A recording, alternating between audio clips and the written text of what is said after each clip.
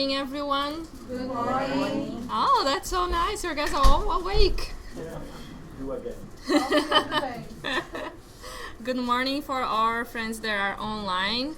Thank you for coming and being here with us another day. So we are continuing to the theme of the month that is Emmanuel, and Denise is going to bring a lecture today for us. She's going to talk about a spiritual guide.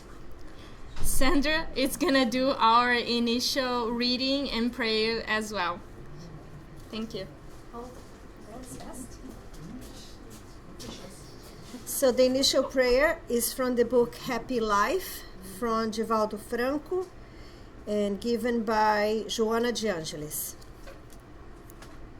In all circumstances, be yourself. Do not try to appear better than you are or underestimate yourself.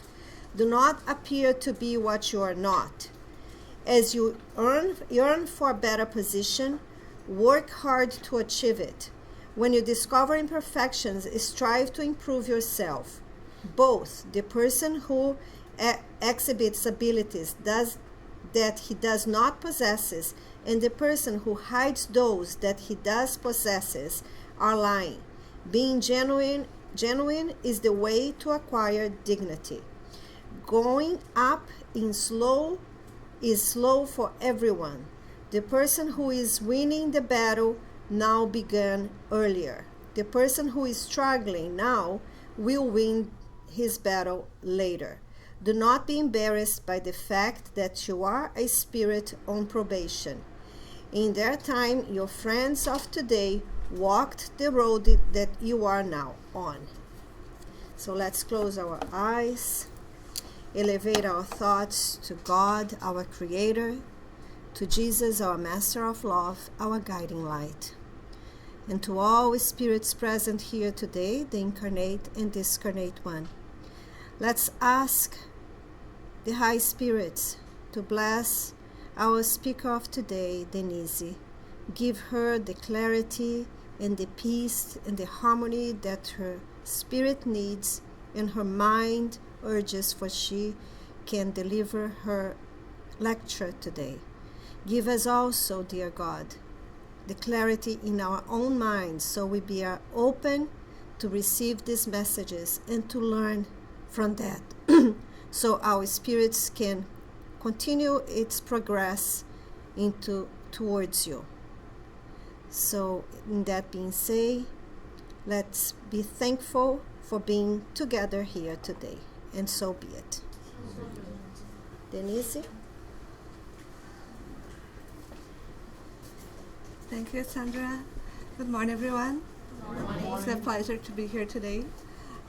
The theme of the month is Emmanuel, and I choose the theme for my lecture is the spiritual guide. When I think about Emmanuel, that's the thing that I think most, right? He worked together with Chico, but he worked as a spiritual guide. That's what helped Chico to achieve the mission that he had on earth. All the books, all the history that he was about to make was already anticipated by Emmanuel. He was probably there when there was the incarnatory planning for him. And we are talking a little bit about the function of a spiritual guide, what they do, how we can connect to them. So, just a second. Where is it? Oh, where did you put this? Oh, is there? No. Where's it? Sorry.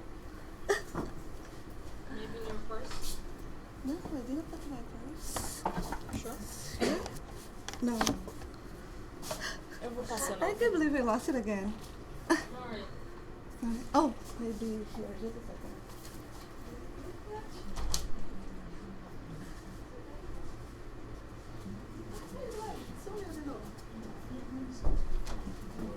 Sorry. Denise. Oh, sorry, it's right here. Sorry. Okay. It's okay. The spiritual guide. Okay. I'm a little bit congested today, so I'll try to speak as loud as I can, but I'll try to speak slow so it will be easier for you guys to understand me. So the definition, yeah. So when you talk about a spiritual guide, the first thing we need to think about is that all of us are mediums in a certain point of our lives. Like everybody receives the influence. And it's very simple because it's not only about discarnate spirits to incarnate spirits. An incarnate also has an influence to another incarnate spirit, right? We have, especially when you are teenagers, right? You have that cool friend that was just to be cool like them. And we choose these friendships for sure, but there's a big influence in that time of our lives. Then we grow up and say, why did such stuff? But at that certain point, we have this affinity level with other spirits, could be incarnate or not, that will attract them to us. So the spiritual guide, he works in the same law. The law of progress is a law that all of us are under right now. In all of the history, since we are created as primitive spirits and we're trying to evolve, we are receiving influence for all the spirits that come across our life, all the lessons, all the important moments, we are there. So it's just to clarify that the mediumship that we all have is the instrument that the spiritual guide use to try to connect to us. So we all incarnate under the protection of superior entity. Each one of us have our spiritual guide. In Spiritism, we call it a spiritual guide. Other religions could call it guardian angel. But it's basically a common ground of so many different religions. They really believe in the guardian angels, right? Doesn't matter if they believe in incarnation or not. The guardian angel is something that they all believe. And the Spiritist doctrine, we call them our spiritual guides. They are those noble entities that inspire us since before the cradle. And normally most of them also participate in our process of incarnatory process, the planning that we did for our next incarnation. Normally they know us before this life. It's not like we incarnate and then they start. Normally they are working with us for a long time, and then they are participate in all the big moments of our spiritual life. We can relate to them in a condition of a teacher, a counselor, a benefactor, and they will help in every opportunity to enhance our moral intellect development. So they're here to help. But our free will is never in question here. Our free will is always the main source that we have to our progress. And Jesus or God will never put this in someone else's hand. They are here to help. But we need to be prepared to accept the help that they are offering us. These blessed evolved spirits, normally, they remain centers of transcendental activity. So it's not like they are always beside us. It's like each one of us have one, yes, but that doesn't mean that they only have one, that they are guiding that moment. Normally they stay in these transcendental centers. That's how Divaldo explained. They stay there because besides the job as our spiritual guide, they also have other jobs. They could be spiritual guides for other spirits and also other kind of workers. We know that in the spiritual world there is rescue groups, there is all kind of working going on. And these high spirits, of course, they have this other work as well. So the very important thing is, even though they are not, let's think physically, even though they are discarnate, we know that they can come close. Even though they are not physically beside us, they can come as fast as a think. And it's funny because Divaldo says, if we think the speed of the light is the most fast thing we can think about, actually the speed of a think is even most faster than the speed of the light. And they could come to you as soon as you need it. When they see that you are in a very stressful situation or in a moment that you need their support, they will be present for you. That's for sure. And it's something that you need to truly believe. Because when you truly believe that, that's when you make yourself connect to them. Right? So in this picture you could see Chico Xavier and the Spirit Eymael there.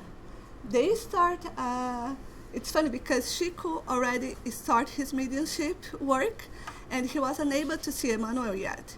He just started to see Eymael after he started work. And he says that first time he sees Eymael, he sees that light figure, and he says, oh my gosh, it's an angel. Look at, like, so bright and so mesmerizing for him, right? That imaging. And then Eymael said to him, I'm beside you since you are incarnate. I'm by your side all the time. And this is the first time that you are able to see me. We are connected for previous life, we are connected for several lives in our spiritual life. And I'm here to guide you. And he was beside Chico during all the incarnation. And it's funny because when you think about Chico, you already think about some evolved spirit. And for him, Eymael was even brighter, and he says, I was together, we are growing together. You know, so it's the same for our spiritual guides. They are high evolved spirits for sure, because if they are guiding us, they need to have a high level. So they will not be, you're not going to see in any Spiritist book any history like, oh, because your guardian angel was fighting against the obsessor. No, that's not going to happen, because they are high evolved spirits. So they are there to help, but they know that all the things that we still feel, all the pride, all the selfishness, everything that we still feel, they are already past that. You know, they are not in that level. They are not affected by that anymore. When we are doing our own wrong choices, when we let ourselves attract bad spirits, they are there too. But they are not going to block and say, hey, come on, I'm the spiritual guide here, get away. That's not going to happen.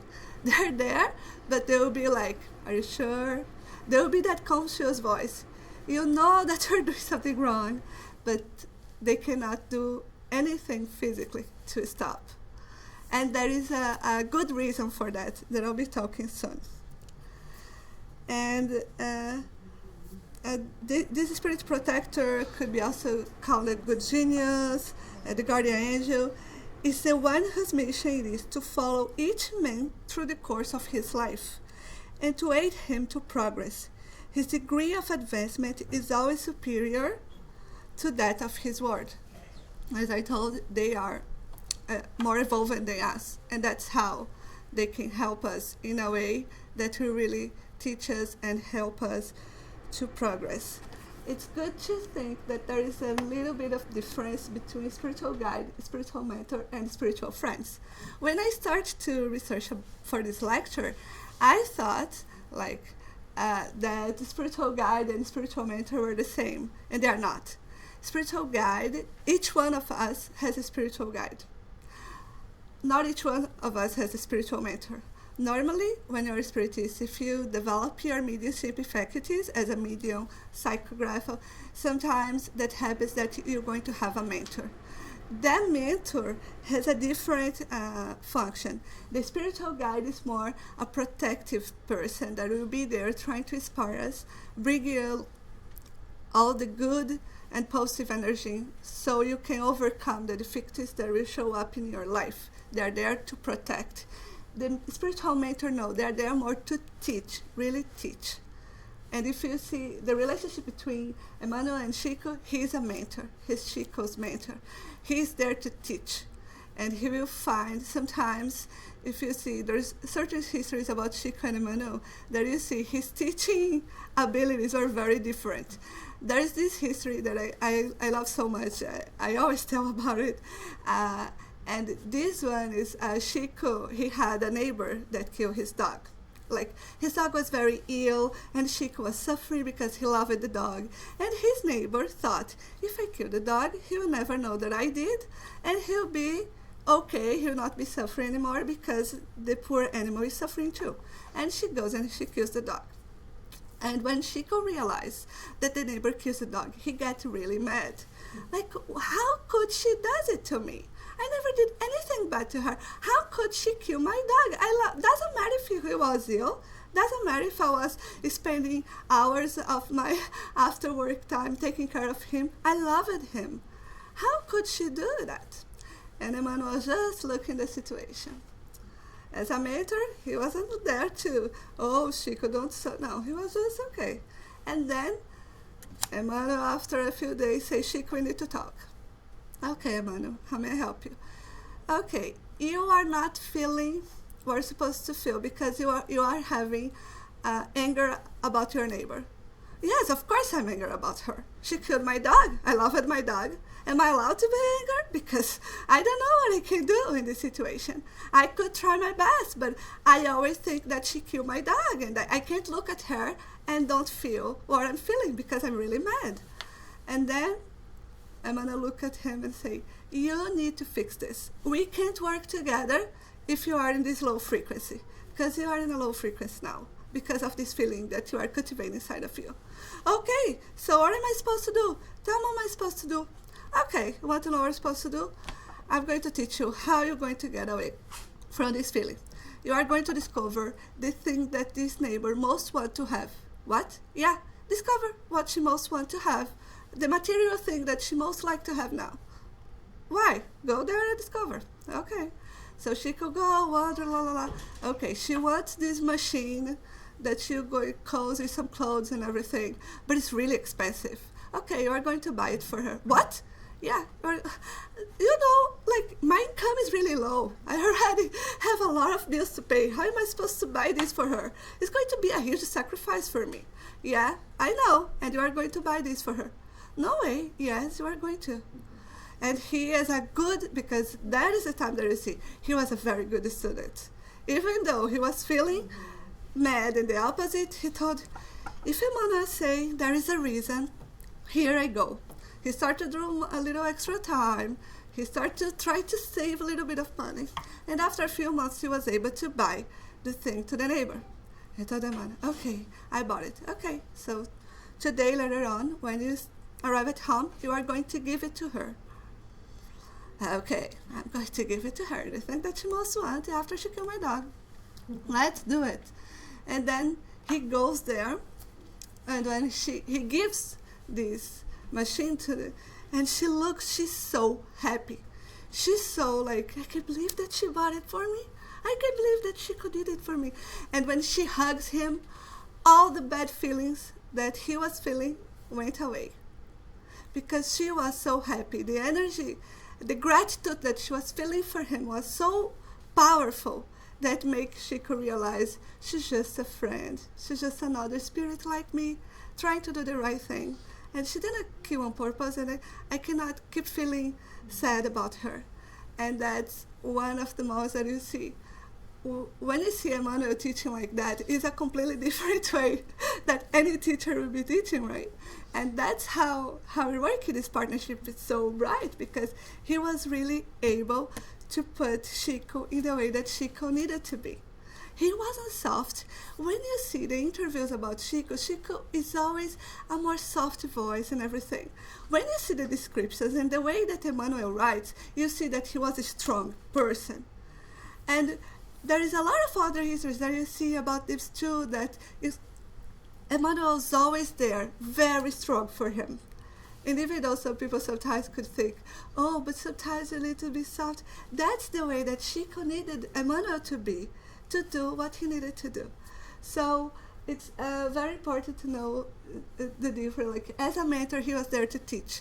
He wasn't protect Chico. Sometimes Chico says, oh, my eye's hurting. You have two eyes, right? Yeah. How is hurt? The right one. Okay, use the left one. Keep going. Let's do it. We have work to do. And he was there for him. He coordinated all the work for Chico. All the other spirits that were working with Chico as the medium was working also with Eymael. He was coordinating everything. And these two really did a great work for the Spiritist movement in their lifetime. And they're still doing, right? They're discarnate there, probably doing even more things that we are not aware at this moment. And beside the spiritual guide, so spiritual guide, high spirits, each one of us have one. A spiritual mentor more related to mediums. And then we have the spiritual friends. Spiritual friends normally someone that is related to us somehow. Sometimes a family member or sympathetic spirits that we could attract by affinity. Sometimes we think the same way and we keep attracting people and spirits around us. I have a friend in Brazil. It was fun because she started to feel a little bit funny and having different thoughts. And she, as a spiritist, she decided to go to a fraternal counseling.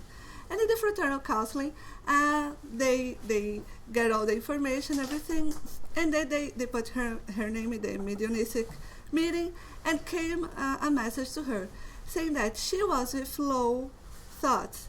And this spirit thought that she was so nice, and why she was feeling that way. And she was like, it's because she's feeling the way I feel. And she started to hang around with her. It's not even that she was like connected to her first. No, she was there. But because she was also a low frequency, the two of them wasn't doing good for each other. And when she went to the fraternal counseling, that helped that spirit too. So it's a good way for us to think. Sometimes we just think that, oh, if I have obsessed her, maybe it's from my past life because I did something really bad. No, if you see André Louis' books, there is one thing that he says for sure. At least 85% of the things that you are facing in this life, you did in this life. Please don't keep trying to look back and try excuse from less experiences. Probably was this life. You just need to look really deep inside yourself to realize that you are doing mistakes every day and you are facing the consequences every moment. So it's just good for us that we have these spiritual friends, because sometimes could be mothers, son, daughter, they are there. Could be a friend that loves you very much. When you see André Louis' books, you see he's trying to help people that he is a friend of a friend, and they're there. The spirits go there to help, to learn, and only in a very few moments he goes to visit his own family, because when he goes there, that's when he feels most vulnerable. In his learning process, when he goes to see his families, are the moments that he really lost a little bit of his good frequency. And normally he goes with someone else that could bring him back and say, no, let's go back, you are not ready yet. So sometimes that could happen as well. That sometimes family members come and they think that they're trying to help you. And sometimes you even evoke them, right, in your prayers. Of, I wish this person was with me. And you attract them. But sometimes they are not ready to be with you. So it's very important that when you're doing your prayers about the ones that already discarnate, try to make sure that you're wishing them that they're happy, they're evolving, they're working on themselves, that when you meet each other again, could be in an even better situation for both of you, that both of you could be in a better situation, right? And then I bring this image of the desert because there is this little history in the Gospel according to Spiritism, chapter 5. And he says, when he talks about the spiritual guides, they say to us, let us take an example. A man finds himself lost in the desert. Thirst is torturing him terribly. Fainting, he falls to the ground. He asks God to help him and waits. No angels will come to bring him water or food, that's for sure, and he knows it. But then he starts to feel a little bit of strength again, and he gets that inspiration. He has 2 paths to go, and then he feels like after he does that prayer and really try to connect himself with God, ask for his help, for his mercy, that he wants to live. Please show me what am I supposed to do. And he sits there and looks. Then he chooses one of the ways that he has. He has 2 options. He goes through one of the ways. And at the end of the way, he finds water and he finds some food. And that's the moment that they say. That's when you see if he's a man of faith. If at the end of this, he look and say, oh God, I'm so grateful because you inspired me to go through that way. If he's not a man of faith, he'll just say, how lucky I am. I'm awesome. I'm really lucky. I always choose the right way. So there is a really big difference. Of course, he still have the strength to go there, yeah, but all of us need to have the strength to face our problems. But we need to believe that these spiritual friends, the spiritual guide, are there helping us, right? And they say here is that on sighting he has courage, is he faith exclaiming, thank you, dear God, for the idea you inspired me for and the strength you gave me. If he's without faith, he will say, what a good idea you had. How lucky I was to take the right-hand path and not the one on the left. Chance sometimes serves on admirably. I must congratulate myself for my courage and for not being defeated. But may I ask, why the Spirit did not say clearly? Why didn't the guardian angel show up to himself? Come on, buddy, the way is that one. Go there, at the end you have food. Why? Why they don't really show themselves? They not come in a more direct way. Why? And they say, why did the Spirit not show himself, guide him, and sustain him in his animation? In that way, the men have been convinced of the intervention of providence. Firstly, so as to teach him that each person must help themselves and make use of their strength. So, even though we have the protection of the spiritual guides, we need to act accordingly. We cannot ask for their help, oh please help, and do the opposite. That really, and if you know that these angels, the spiritual guides, will be there telling you exactly what you're supposed to do, you will not use your free will. And that is the most important thing about this. We are always using our free will, because if the man doubted the existence of God, he put the confidence he had in him to be tested, as well as testing his submission to his will. The man was in the situation of the child who falls down, and because someone is with him, starts to cry and waits to be picked up. If the same child saw no one, he could make the effort and get up by himself. I have a 2-year-old, and I can tell you, like when he starts to have a tantrum and they just go away, that's the moment that he really realizes, yeah, she's going away.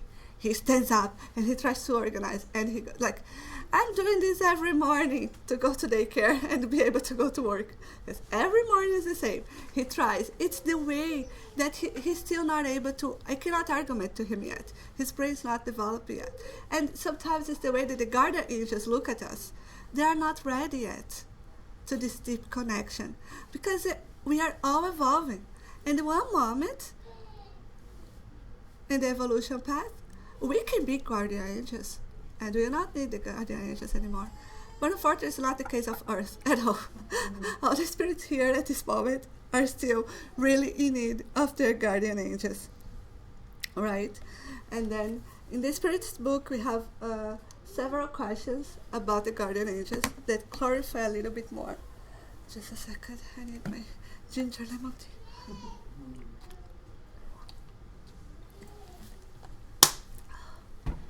So, the question 491, they say, what is the mission of a spirit protector? And they say, that of a father towards his children, to lead the object of his protection into the right road, to aid him with his counsels, to console him in his afflictions, and to sustain his courage under the trials of his earthly life.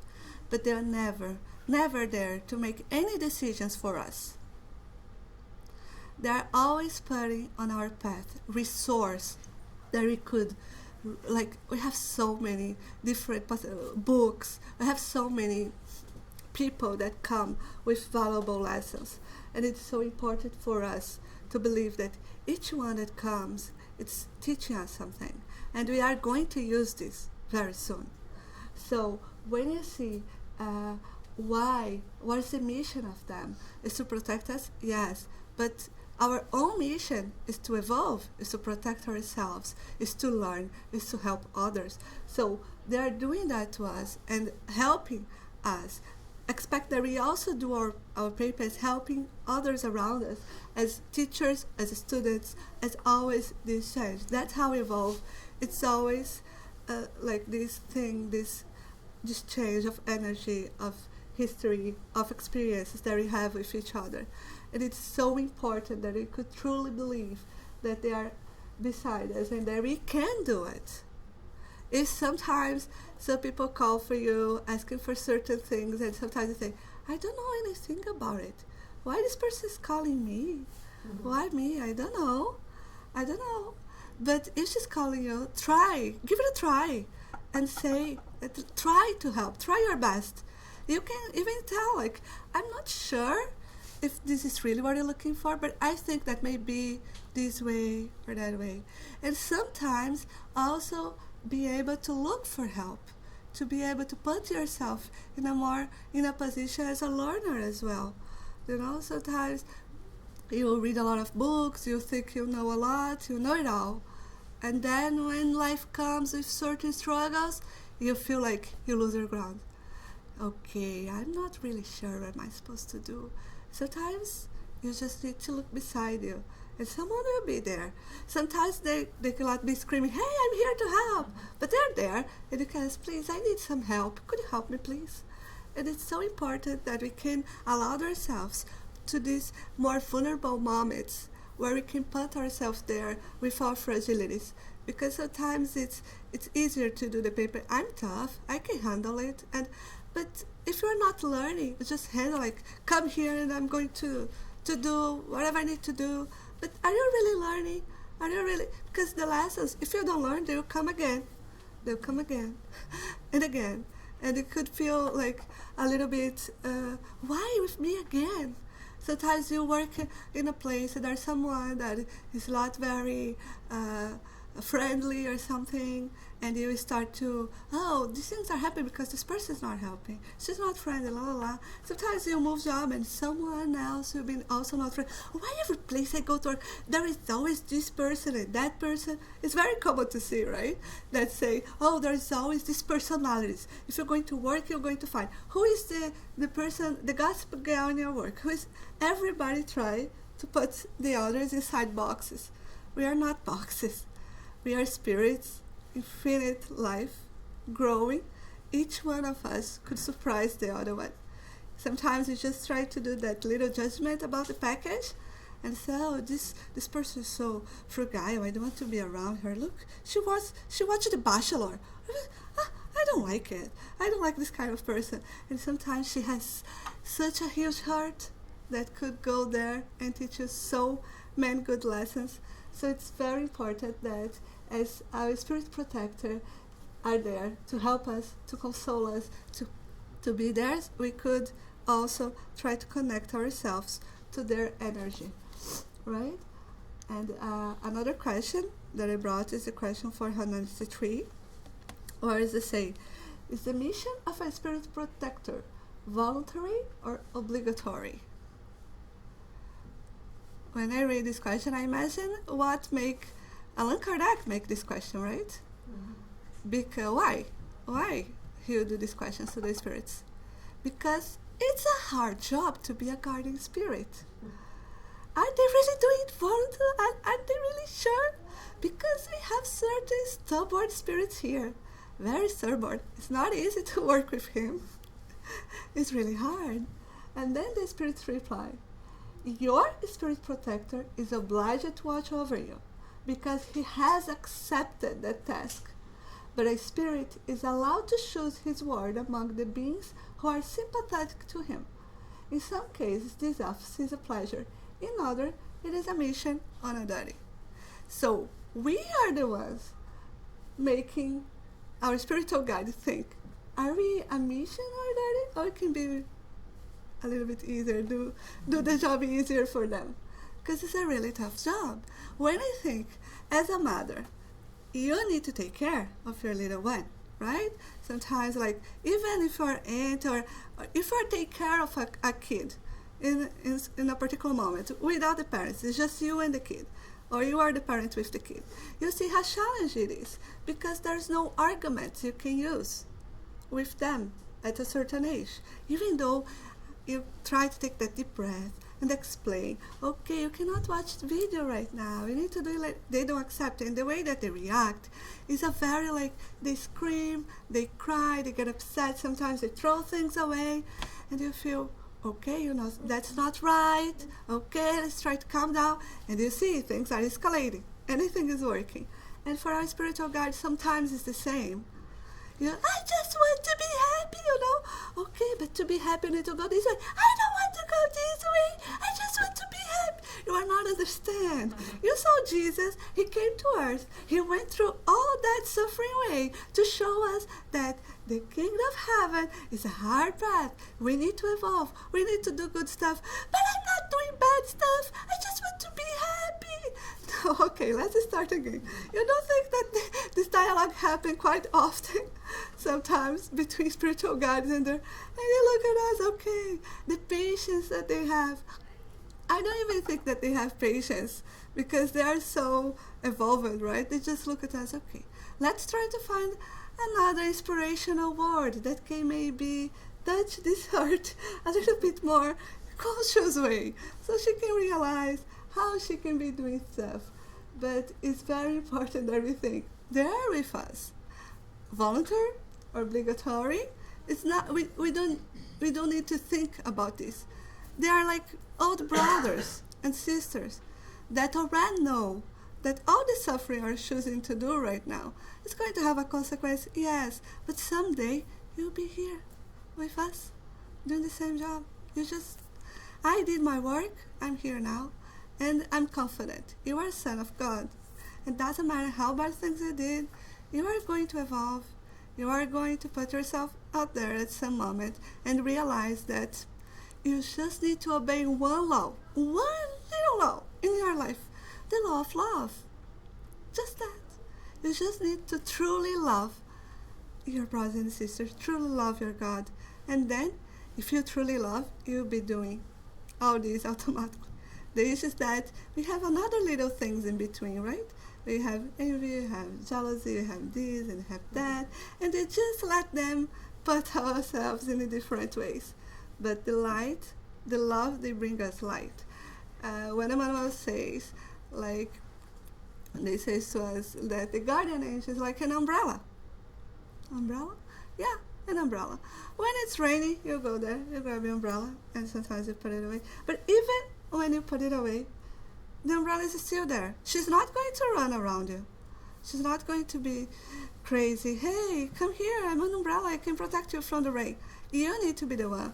Take an umbrella, put it up, and protect yourself from the rain, or even from the sunlight, you know. Sometimes the sun is a good star. It's there, could boost our vitamin D, could do a lot of good things for us, but at the same time, sometimes could hurt. And you are the one that needs to be doing all the decisions. So it's really important for us to always think, they are there. Are we ready to connect to them? Question 495. Does a spirit protector sometimes abandon his word when the latter persists in neglecting his counsels? It's hard, right? Should you feel abandoned sometimes? Oh, I did really bad stuff. Maybe he just went away. He didn't have that patience with us. But no. He says he withdraws from him when he sees that his counsels are useless, and that there is a stubborn determination to yield to the influence of inferior spirits. But he does not abandon him entirely, and continues to make himself heard. It is not the spirit who quits the man, but the man who closes his ears against the spirit. As soon as the man calls him back, the spirit returns to him. So they'll never abandon us. They just, as Vivaldo says, they need to change the methodology approach. If they're really there and they see that you're really doing a bad choice, sometimes I need to, I have other work to do, I need other stuff, and you need to learn certain things now, so you're going now to learn, but they're there. I told that the speed of a thought is even faster than the speed of the light. So anytime you need, they will come. But even though they are not coming, even though they are there, they still have influence on us. If we let them be, they are still having influence on us.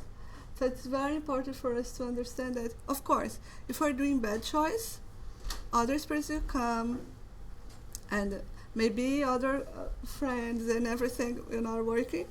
It's your free will. It's always your free will. It's always your choice. This is the most important tool that God gave to us. It's the most important tool for our enhancement and development. So when they do that for us, they are just letting us learn the way that we are choosing. Sometimes they say you can learn through suffering, or you can learn through love. You are the one choosing which way are you going to, right? So it's very important for all of us recognize how these spirits are always there. They will never abandon. Abandonment is a word that doesn't work for them. Sometimes it could give some space, sometimes it could change the methodology, change the approach, but they are there all the time for all of us. And there is this other, this is a history from the book Jesus at Home, and also give us a little bit about how it's hard for the spiritual guides to work with us sometimes. And they say, a certain man encountered the light of divine revelation and felt a burning desire to live among the angels of heaven. She read Jesus' words, and he says, that's it. I want to live among them. That's heaven. That's what I want to go in for. And he begged the Father so much for this blessing, that through inspiration, the Lord handed him over to the perfecting process that would lead him to his proposed goal. So his spiritual guide, okay, he's really willing to live with us. He really wants to be a hive of, let's go, let's help him. And then, by means of several friends, guided by divine power, the aspirant who displayed a remarkable bent for sculpture was led to work in precious marble with an old master.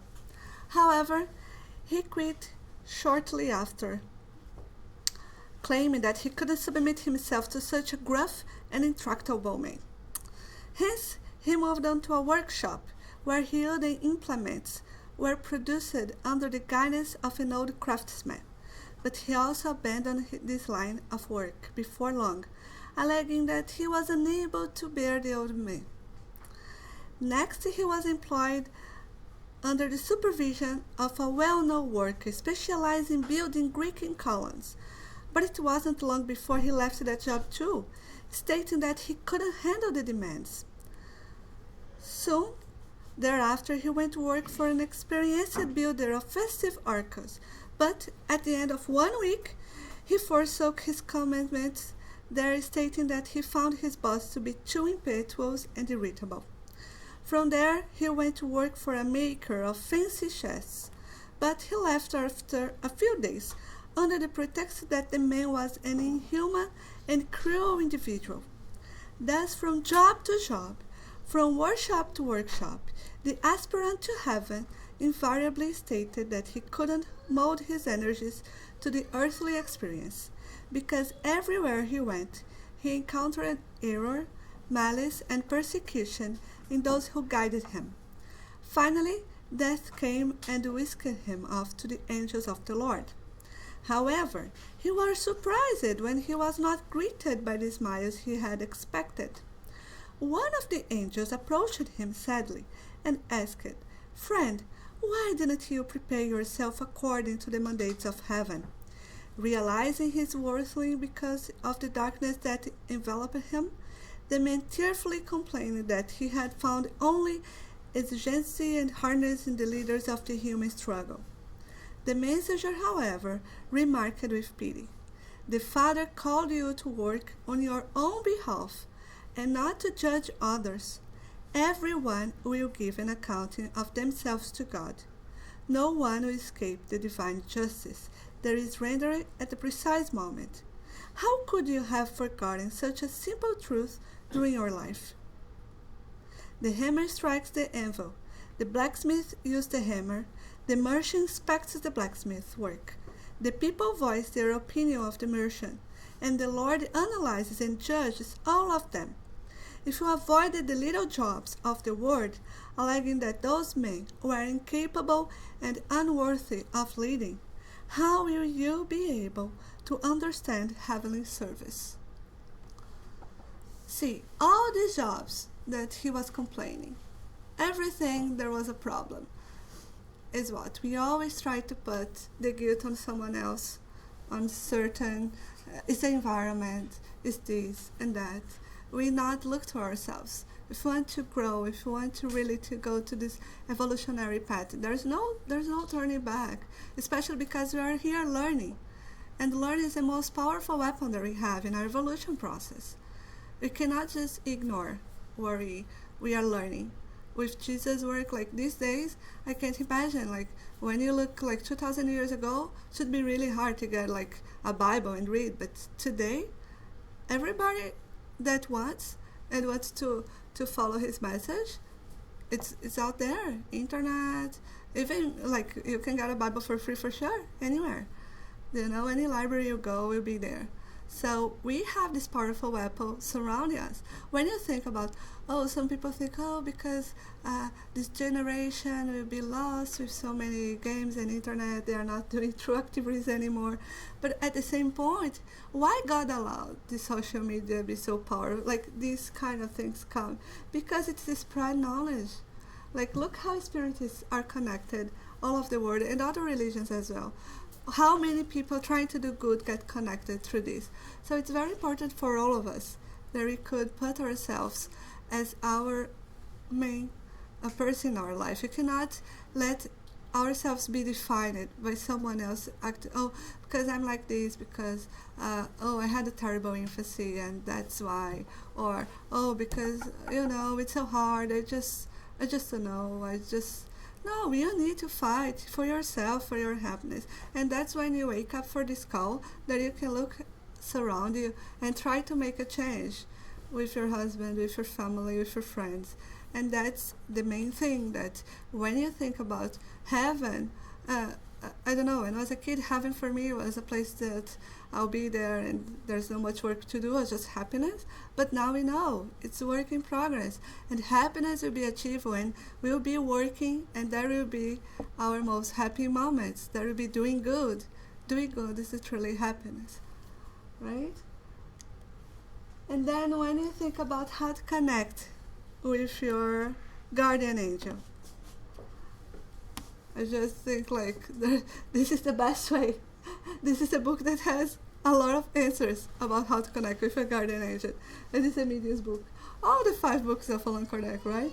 But this one in particular gives us a lot of tips and weapons on how we can connect ourselves better in our guardian angels. We know that they are high evolved spirits, so are they in a more evolved frequency than us.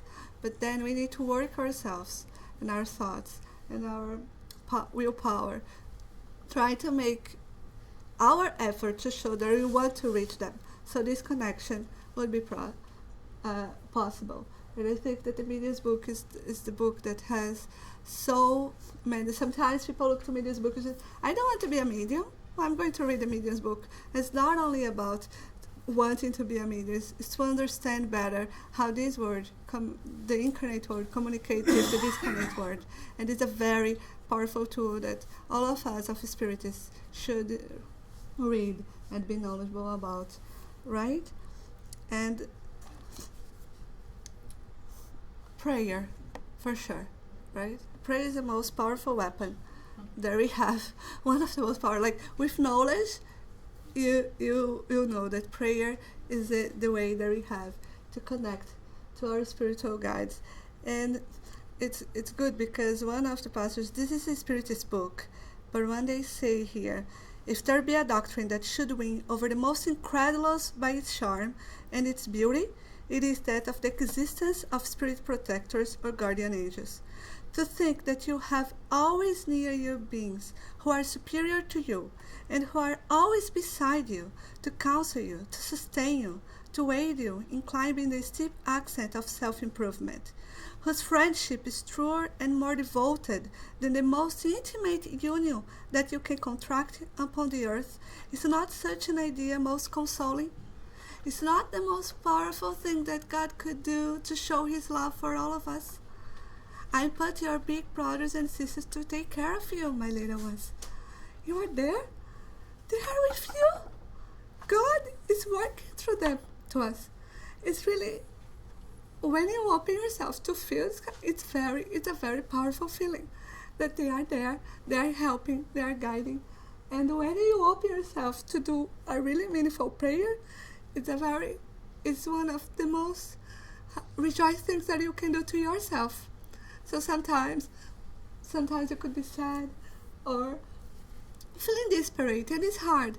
But when you could silence yourself, silence your thoughts, silence all the preoccupations, because especially women, I think our brains, it's so many thoughts coming at the same time. You think about, oh, I need to do this and that and that. You need to silence yourself. Take that deep breath.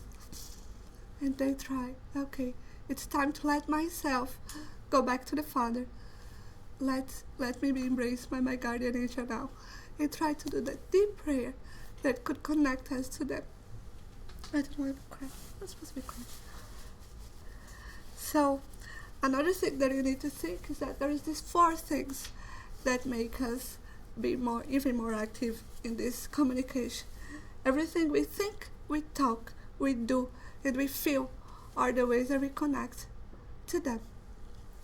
Sometimes we think about one thing, we talk another, right? It's sometimes, oh, I really can't deal with this person, but you try to think. You need to think why you can't deal with this person, what kind of lesson she's bringing that you can't deal with yet. It's not, the answer is not in that person, the answer is in yourself. You are the one finding problems, you are the one finding preoccupation. And it's really important that you could go back to yourself and say, why am I feeling this way? And thinking, because everything is related. What you think, you talk, you do, you feel. It's just like this circle, because sometimes if you think one thing and talk another, sometimes you do what you think. And sometimes it's this inaccuracy of what you tell and what you do that makes things so hard. Because sometimes it's really easy to come here and talk, right? It's easy to say, oh, do this and that, the law of love. It's hard for us yet. We are inside this body, and sometimes the experiences that come and they overwhelm us, and we feel like, oh my gosh, I can't breathe right now. You feel like you're drowning. Okay, I can't have a clear thought. But you can. You just need to silence yourself a little bit and let yourself connect to the high spirits. As Eymael says, the prayer will not change your way. They will not change. It will not make things different, but will make your way brighter, will bring light to your way. If you are feeling dark and you do a really meaningful prayer, be sure that will make things more brighter and will bring light to your life. And basically, that's it. That's the lecture. And Jesus, that's it.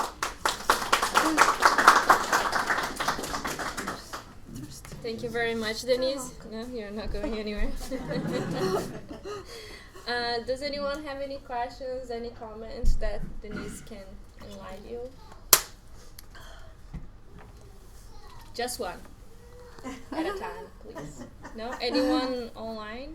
It's I just wanted to reaffirm what she already said, that it is us who really close our ears in our minds to our spiritual guides. They are always there. They will never leave us. But sometimes we go through such different vibration, of low vibration and negativity, that we close our ears and our minds for them. They will never leave us. They will always be there for us. So it's just something that, just wanted to reaffirm. You have to remember. And just what she said at the end, the prayer, we sometimes forget how powerful it is. And it doesn't need to be something very long and with many fancy words. It just needs to come from your heart. And it can be just like thank you, I need some help, please with me. Like simple things. We just need to mean it from the bottom of our heart and have faith that whatever we have asked or whatever we have thanked, it's gonna happen. Okay, so thank you very much. Okay, let's do our classes. Right? Yeah. So thank you for everyone online. Hope to see you guys next Sunday. And for you guys, let's just prepare ourselves for passes. I'm gonna